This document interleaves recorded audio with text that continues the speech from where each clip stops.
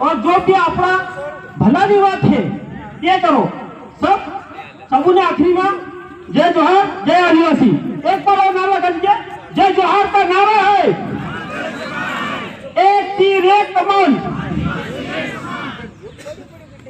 बहुत जी, बहुत अच्छी जानकारी दी और यह सही बात है, 101% सत्य है कि आदिवासी देश का मूल सुप्रीम कोर्ट का है।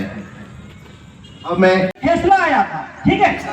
तो सुप्रीम कोर्ट वो कोर्ट होता है जो पूरे भारत का सबसे बड़ा कोर्ट है, जहाँ बड़े बड़े मामले सुलझाए जाते हैं। अब उस कोर्ट में 5 जनवरी 2011 को एक जजमेंट आया जिसमें यह कहा गया कि scheduled tribes are the inhabitants of India, originally inhabitants of India. अब इसका हिंदी मतलब समझाता हूँ कि जो शेड्यूल्ड ट्राइब है वही इस देश का असली मूल बीज है। मूल बीज समझते हो? अगर आप इस जमीन पर सदियों से हो, आपके दादा परदादा सदियों से है, अगर बाहर का व्यक्ति आता है और आपको हटा देता है, ठीक है, ये तो आप सहन नहीं करोगे ना। तो उसी तरह से मतलब कुल मिलाकर उस भूमि के आप मालिक हो गए। तो इसी तरह आप इस देश के मालिक हो। और ये मैं नहीं कह रहा हूं, ये इस देश का सर्वोच्च न्यायालय सुप्रीम कोर्ट कहता है। 5 जनवरी 2011 एक हमारे समाज की माता है नंदाबाई भील, उन्होंने लड़ाई लड़ी, उनके डीएनए से यह साबित हुआ कि आप इस देश के मालिक हो।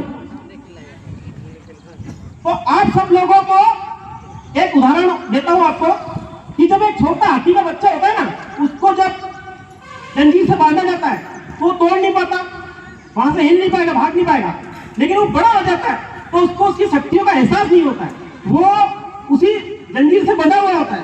तो आप सब लोगों को भी ये एहसास नहीं है कि आप मालिक हो, इस देश के मालिक हो। ये पुलिस, ठीक है, ये कलेक्टर, ये कुछ भी नहीं, ये आपकी सेवा के लिए है।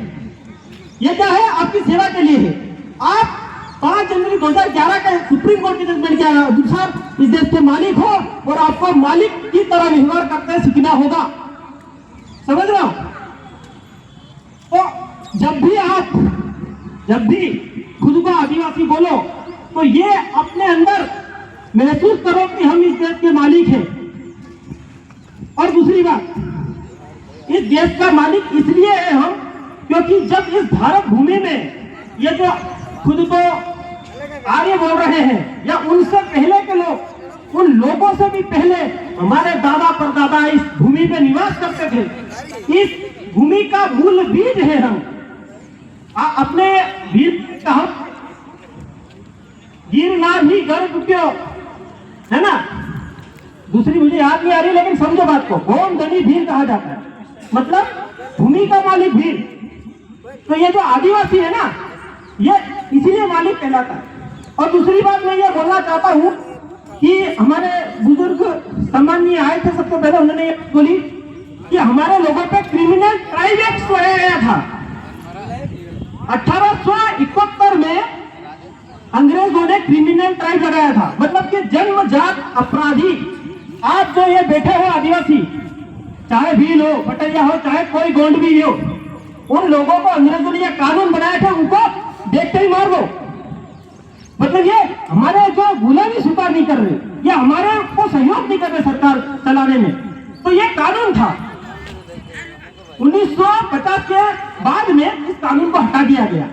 तो ये जो संघर्ष था ना, ये कंटिया भील का संघर्ष था। उन्होंने ग्राम सभाएं बनाई, उन्होंने अंग्रेजों का शासन करना जीना हराम कर दिया था। तो ये सारी चीजें मैं अभी बताना समय नहीं है, आप पढ़ लेना खुद। आप अच्छे पढ़े लिखे बच्चे हो और हमारे भाई बंधु भी पढ़े लिखे ही है। तो जब ये कंटिया भील अपने लोगों के लिए, ज्यादा पढ़ा लिखा नहीं था ये व्यक्ति, अपने लोगों के लिए मर गया, शहीद हो गया। बिरसा मुंडा, आज मेरी उम्र 27 साल, ये बिरसा मुंडा 26 साल की उम्र, 25 साल की उम्र में अपने लोगों के लिए शहीद हो गया। तो इन लोगों ने जो कुर्बानियां दी है, उस कुर्बानियों को आप समझे, ठीक है। आप अपने समाज को एकजुट करें। अभी बहुत सारे भाई बंधु आपस में लड़ा रहे जमीन के लिए, बहुत सारी चीजें हो रही आपस में। गांव में बेहो और मामला नहीं निपटा, पुलिस के चक्कर में जाओ, थाना कोर्ट तहसीलदार के चक्कर में जाओ, तो वो नुकसान क्यों भी नुकसान में जाए, तो वो भी नुकसान में जाए। तो सबू भाई ने एम कहूं कि आप सब हरी मरी लो और जो भी अपना भला की बात है ये करो। सब सबू ने आखिरी में जय जोहार जय आदिवासी एक बार और नारा कर दीजिए। जय जोहार का नारा है एक तीर एक कमान। बहुत जी बहुत अच्छी जानकारी दी और यह सही बात है, 101% सत्य है कि आदिवासी देश का मुल्क सुप्रीम कोर्ट का है। अब मैं